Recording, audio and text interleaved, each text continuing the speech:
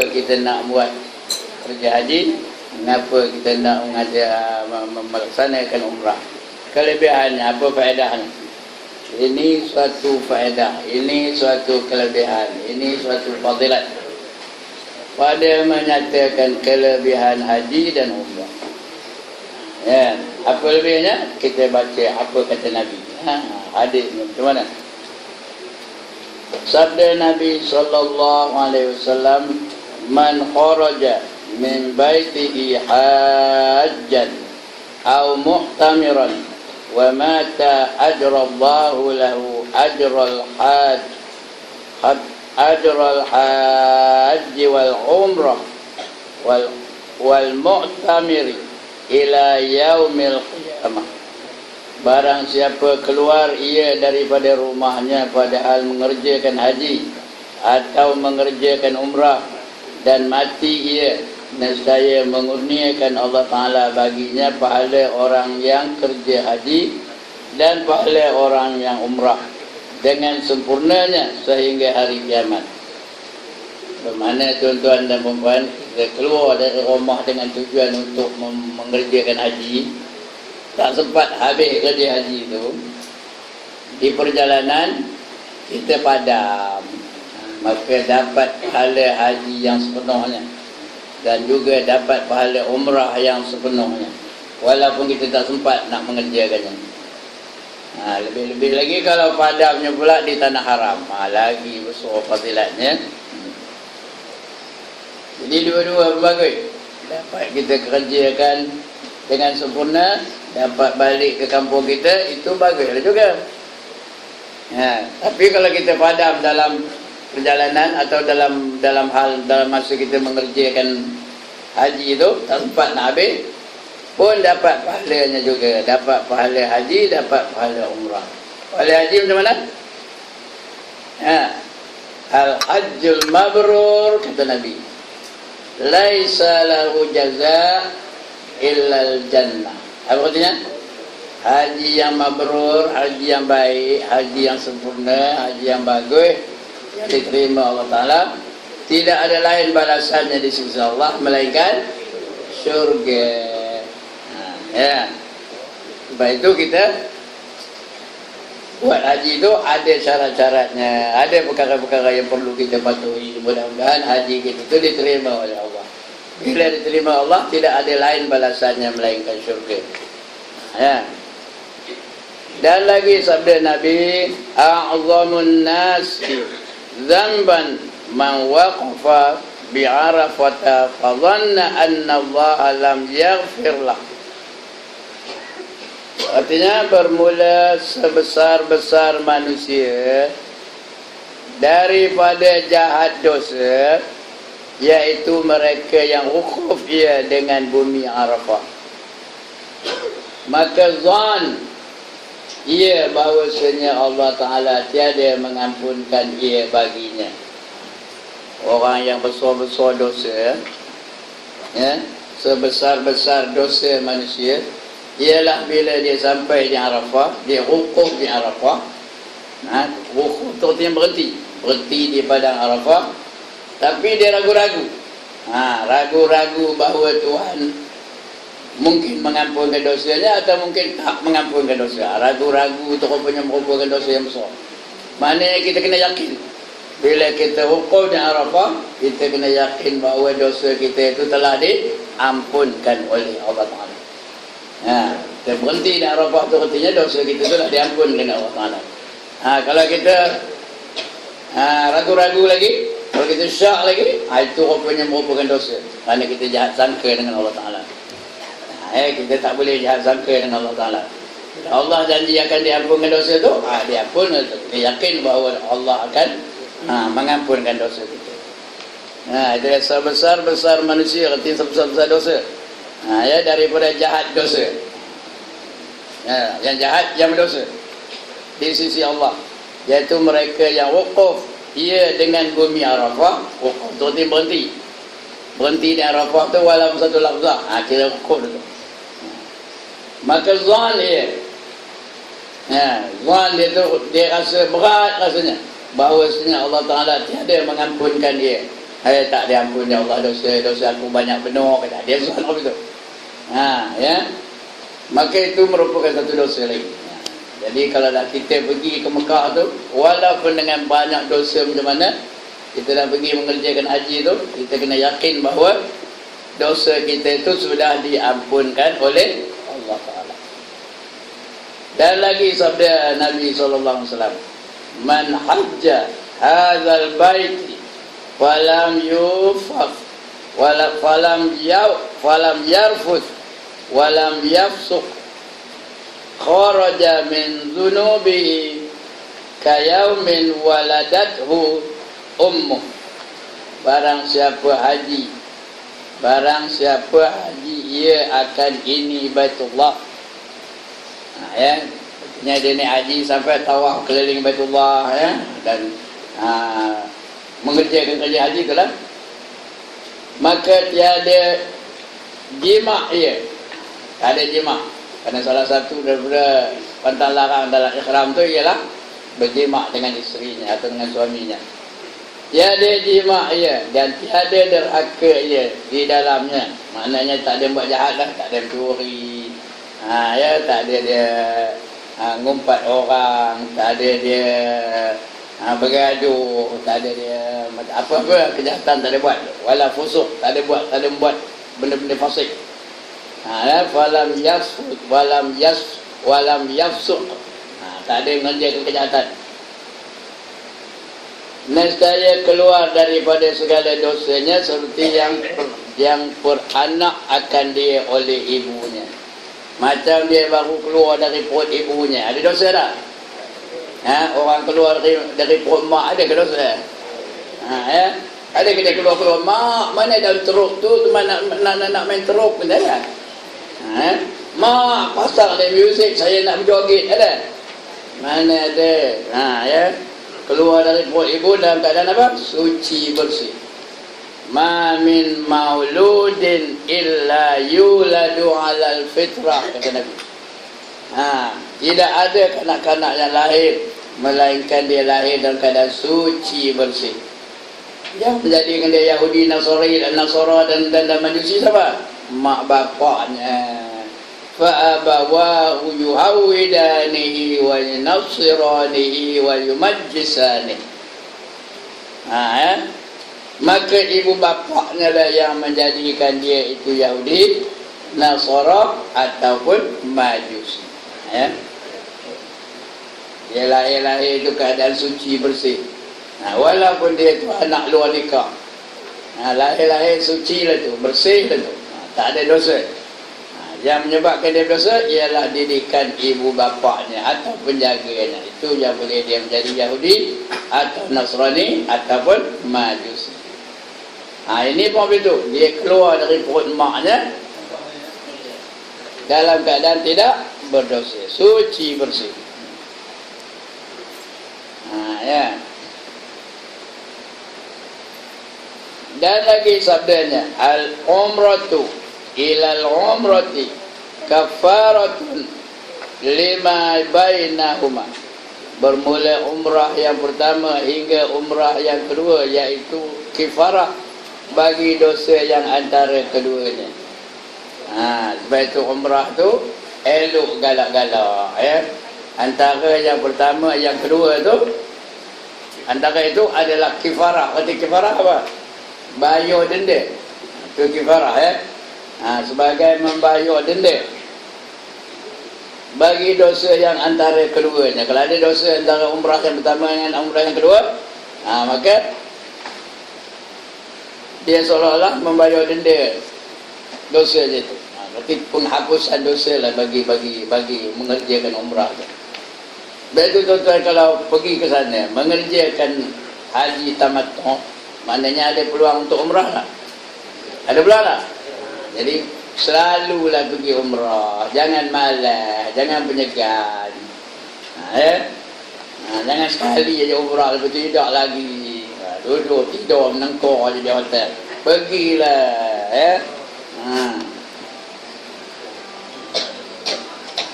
Saya ada sekali pergi umrah lah. Itu saja pergi umrah lah, bukan gaji. Hari tu malas benar nak pergi. Duduk aja di hotel. Dia memang siap-siap nak pergi. Saya ni tak nak pergi. Malas benar rasa hari tu. Tiba-tiba saya nampak dari jauh ada seorang jemaah tu. Dia udah ada kakinya pengkor. Tahu kaki pengkor? Jalan pun dah jalan Saya tengok dari jauh ngegi aja.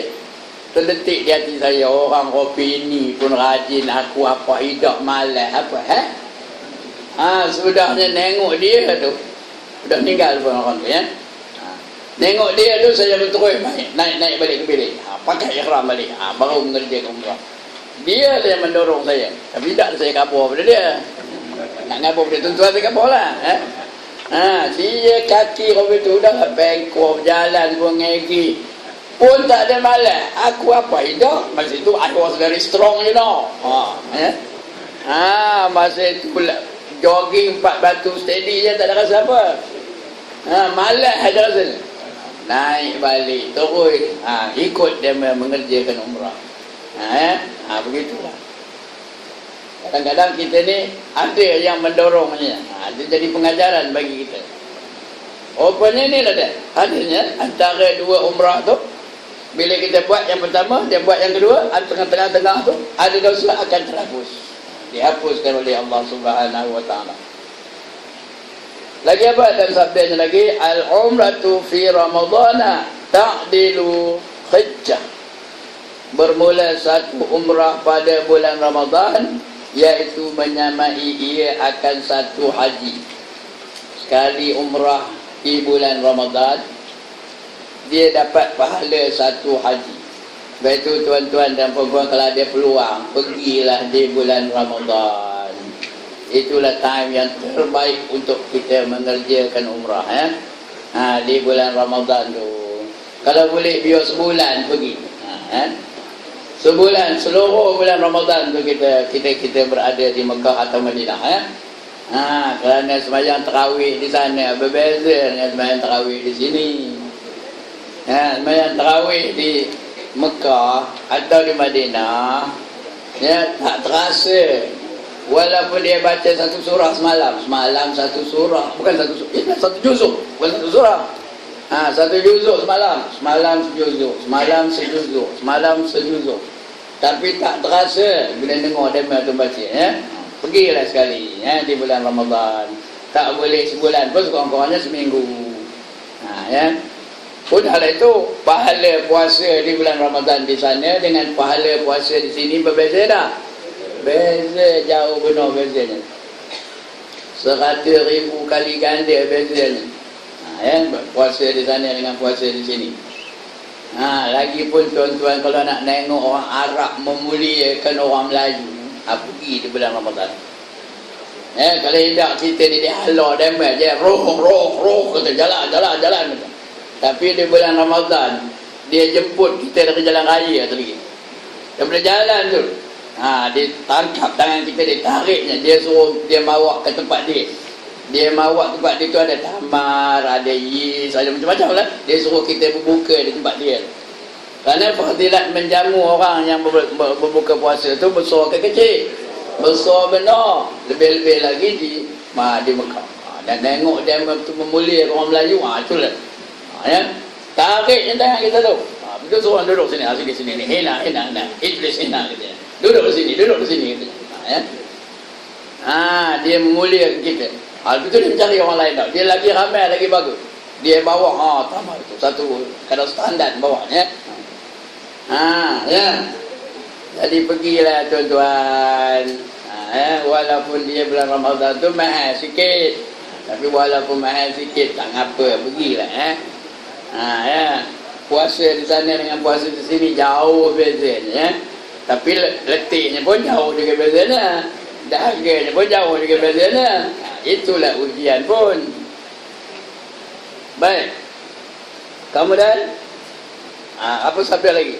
Yang dan sabdanya lagi, wal hajjul mabrur laisa lahu jaza illal jannah. Ini dah saya bacakan tadi hadis ini tadi Artinya bermula haji yang makbul, haji yang diterima oleh Allah, al-mabrur, yang diterima oleh Allah, tiada baginya balasan melainkan syurga. Nunggu je 8 syurga, nunggu tu. Bagi orang yang hajinya diterima oleh Allah Ta'ala, haji mabrur, ya, 8 syurga nunggunya. Apa nama syurganya? 88 tu. Sebut satu je jadi ya. Satu jadi apa? Firdaus. Dia ingat Firdaus. Betul tu ya. Itu ada anak buah nama Firdaus. Nama syurga tu. Jannatul Firdaus. Lagi? Jannatun Adnin. Adnin tu kekal. Segala nikmatnya kekal. Lagi? Jannatun Naim. Ya, syurga yang penuh dengan nikmat-nikmat. Jannatul Ma'wa. Bukan Ma'wa ya. Jannatul Ma'wa. Darul Qarar. Namanya Qaf Ra Alif Ra. Darul Qarar. Yang keenam, Darul Jalal. Darul Jalal. Yang ketujuh, Darul Khuld. Darul Khuld. Kholam dal. Darul Khuld, artinya kekal. Dan yang ke-8, Darussalam. Ada tak minta nak masuk dalam syurga Darussalam? Ada ke tak ada? Lepas sembahyang maghrib, ada tak wiridnya? Allahumma antas salam wa minkas salam wa ilaika ya'udus salam wa hayyina rabbana bisalam. Lagi betulnya? Wa adkhilnal jannata darussalam. Masukkanlah kami ke dalam syurga yang bernama Darussalam. Itu syurga yang menunggu orang yang hajinya diterima oleh Allah Ta'ala. 8 syurga menunggunya. Hendak yang mana? Hendak yang mana? Hendak semua lah. Pasal di akhirat nanti bukan ada balik-balik ke dunia. Dia kekal abadi selama-lamanya. Dia kejap-kejap Jannatul Ma'wa, kejap-kejap Darussalam, kejap-kejap Jannatul Naim, kejap-kejap Darul Khuld, kejap-kejap Darul Jalal. Dia sampai di sana selama-lamanya. Jadi dia oleh banyak tempatnya. Macam kita lah di Malaysia ni, kalau rumahnya banyak, senang ke susah? Nak senang ke susah berjalan?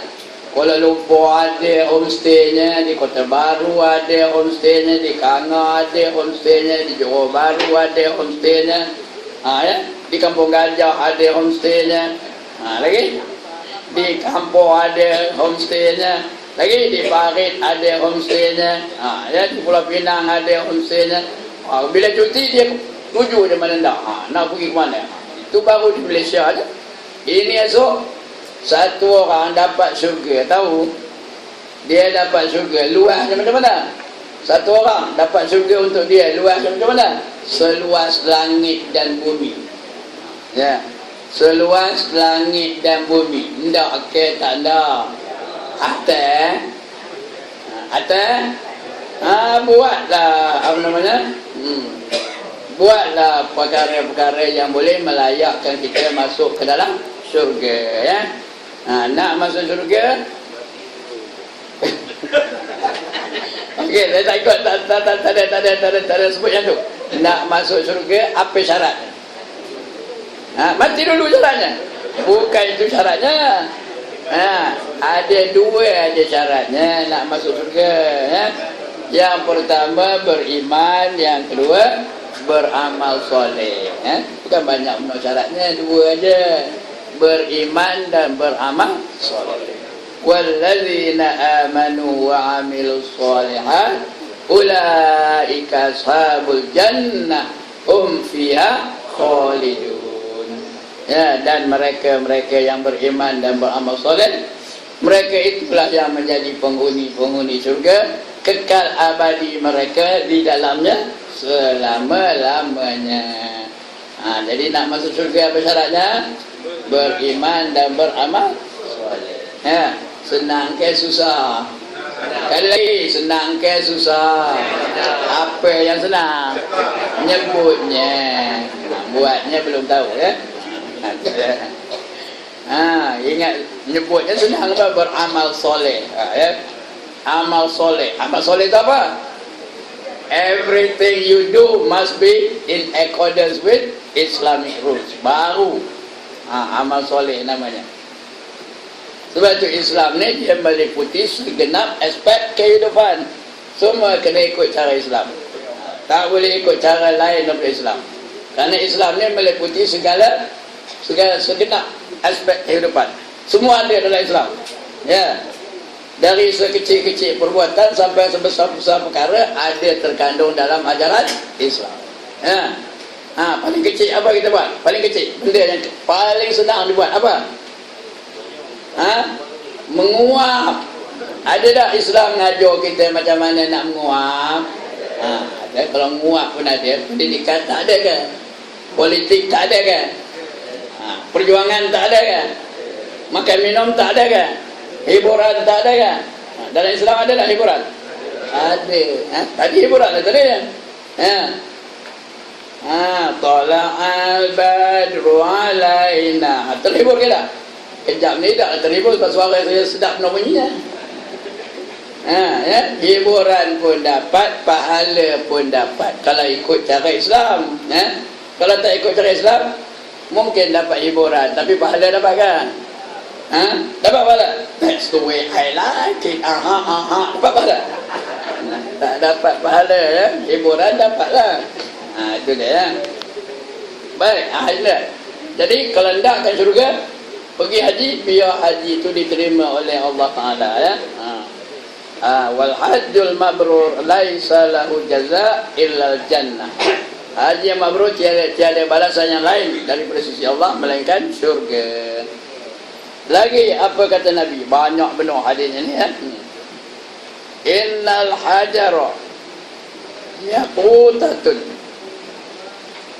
min yuwaqiti al-jannati fa inna Allah bai'atuhu yawmal qiyamah yam'asuhu yawmal qiyamah wa lahu aynani wa lisanun yantiqu bihi wa yashhadu liman istalamahu bihaqqin wa sidqin.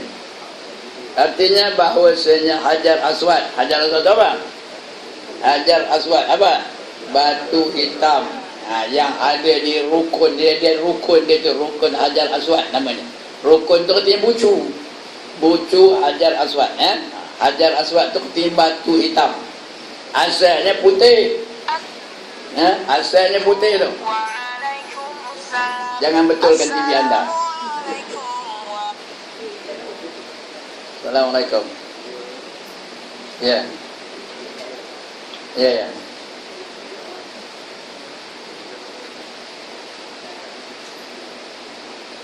Waalaikumsalam warahmatullahi wabarakatuh. Tak apa ya. InsyaAllah boleh. InsyaAllah. InsyaAllah. Tak apa. Waalaikumsalam warahmatullahi wabarakatuh. Baik, apa artinya? Bahawasanya Hajar Aswad iaitu satu permata daripada segala permata syurga. Hajar Aswad tu batu syurga asalnya tahu. Warnanya putih. Tetapi kerana dosa-dosa manusia yang menciumnya tu, seorang cium, yang cium tu berdosa, habis dosa tu gugur. Sekarang ni dah jadi apa? Jadi hitam warnanya. Hitam warnanya. Jadi siapa dapat mencium Hajar Aswad, maknanya gugur segala dosa-dosanya. Ya, kalau tak dapat mencium, apa nak buat? Istilam namanya. Apa kata istilam? Flying kiss. Tahu flying kiss? Tu kocok, buat ke jauh. Bismillahirrahmanirrahim. Jadi itu dapat pahala seolah-olah mencium Hajar Aswad. Kadang-kadang ada orang sampai mukanya kena cakar, berdarah-darah sebab nak mencium Hajar Aswad.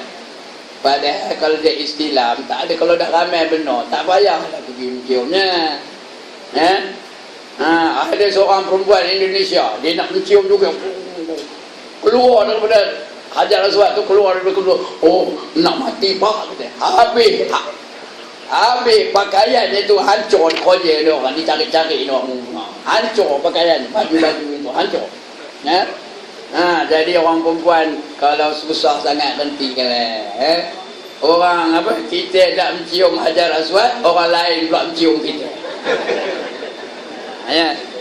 Padahal istilam tu sama je pahalanya dengan mencium Hajar Aswad.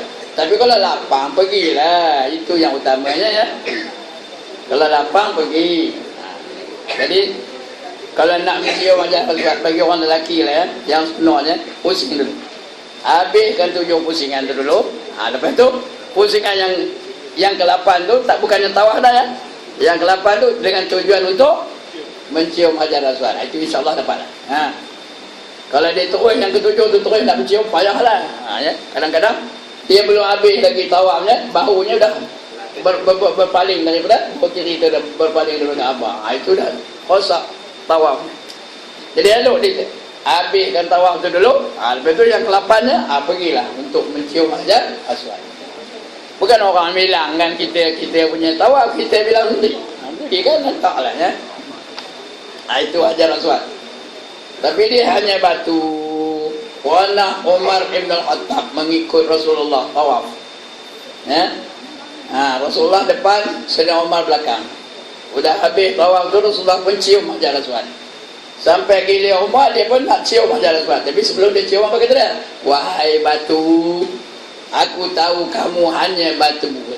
Kalau aku tak nampak Rasulullah mencium kamu, tak aku cium kamu. Itu kata Umar tu. Dia cakap tak aku cium kamu. Agaknya dia belajar dengan orang kampung gajah. Itu mencium Hajar Aswad. Bahwasanya Hajar Aswad itu iaitu batu permata daripada segala permata syurga. Maka bahwasanya Allah Ta'ala membangkit ia akan dia pada hari kiamat, dan baginya itu 2 mata dan lidah, dan berkata ia dengan dia, dan naik saksi ia bagi mereka yang istilam ia akan dia dengan sebenar imannya dan tauhidnya dan dengan benar ikhlasnya. Dia ada 2 mata dan 2 lidah, Hajar Aswad. Di hari kiamat esok dia akan berkata, ini orang yang istilam dulu. Istilam tu dia bagi flying kiss dari jauh. Maka saksikanlah bahawa perbuatannya itu dengan, tapi syaratnya dengan penuh iman. Dia kerana beriman, dan juga kerana ikhlas semata-mata kerana Allah. Dan naik saksi ia bagi mereka yang istilam. Dia mengatakan, dia kata dia di akhirat besok ya, dah hari kiamat tu. Betul dia ada istilam, aku nampak katanya. Itu dia naik saksi. Dia dengan sebenar imannya dan tauhidnya dan dengan benar ikhlasnya. Tapi kita buat biar ikhlas. Pergi ke Mekah tu biar kerana Allah, semata-mata kerana Allah, jangan kerana lain ya. Jangan pergi tu nak nunjuk aku dah pergi haji ya. Beria benar. Sebelum itu tak siap nak sorban.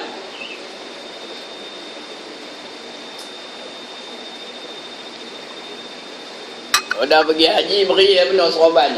Padahal sorban tu bukan tanda haji, tuan-tuan. Sorban tu tanda dia orang Islam. Itu syiar orang Islam.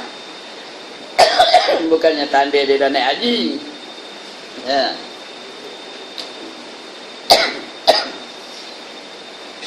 Orang naik haji bukan mesti pakai sorban.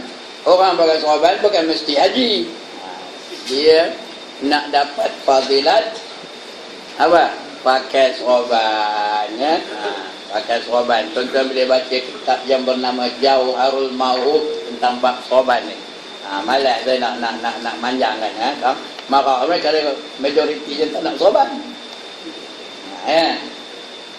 Jadi sorban tu dia ada fadilat yang lain, bukan kerana haji je tu. Dia fadilat orang beriman. Orang beriman, orang yang semayang pakai serban, ya, fadilatnya 70 kali ganda daripada orang semayang tak berserban. 70, tahu? Sekarang kita sembahyang Zuhur, orang lain dapat 4 rakaat aja pahala lah. Dia pakai serban dapat berapa rakaat pahala? Ha? Ya Allah, 4 kali 70 berapa? Ha? 280. Ya? Ndak, okey tak ndak. Pahala pakai serban ndak, okey tak ndak. Ndak, atas? Demet? Demet? Tak merasa ada pahala serban dia? Merasa ke tak? Merasa. Kalau abangnya semayang pakai serban, dia dapat tak pahalanya? Dapat. Balik ke pujuklah cik abang tu, ya, pujuk bang,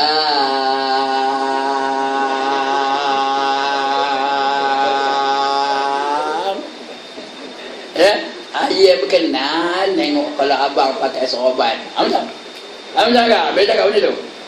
Berambat dia pergi kedai beli serban. Ini getik pula tu. Getik tengok abang pakai sorban tu. Dah tuai benar rupanya. Mana kawan dia pakai sorban ni. Okey. Itu melawak dia yang terasa pula ya. Dan berkata Mujahid bahawasanya, ini bukan Mujahid Yusuf Rawa ni ya. Ini Mujahid zaman perawi hadis ya. Bahawasanya segala mereka yang datang mereka itu kerja haji, berjumpa akan mereka itu oleh malaikat, maka bersalam mereka itu malaikat atas segala orang yang menunggang unta, dan berjabat tangan mereka akan segala orang yang menunggang himar, dan berpeluk-peluk mereka itu dengan orang yang berjalan kaki. Siapa pergi ke Mekah, dia dapat bersalam dengan malaikat. Bukannya bersalam nampak penuh jari tangan tu hitam aja, apa khabar. Bukan apa itu. Dapat fadilat seolah-olah bersalam dengan para malaikat. Fadilat tu dia. Bukan betul-betul dia nampak penuh tubuh malaikat tu salam dengan dia, pensan pun. Macam malam qadar lah, Lailatul Qadar. Malaikat datang tak ke rumah kita? Tiap-tiap rumah orang Islam akan dikunjungi oleh malaikat. Ya. Dia bagi salam. Malam Qadar tu, Lailatul Qadar tu, dia bagi salam tu. Assalamualaikum ya fulan-fulan. Assalamualaikum ya fulanah binti fulanah. Dia bagi salam tu. Lepas tu berjabat tangan dengan tuan rumah tu. Jangan bayangkan dia hitam tangannya Assalamualaikum, pengsan pun. Ini dapat fadilat seolah-olah berjabat tangan. Lepas tu didoakannya bagi tuan rumah tu, ya Allah ampunkan dosa timah tu, ya Allah ya Tuhanku ampunkan dosa munah tu, ya Allah ya Tuhanku ampunkan dosa etun tu.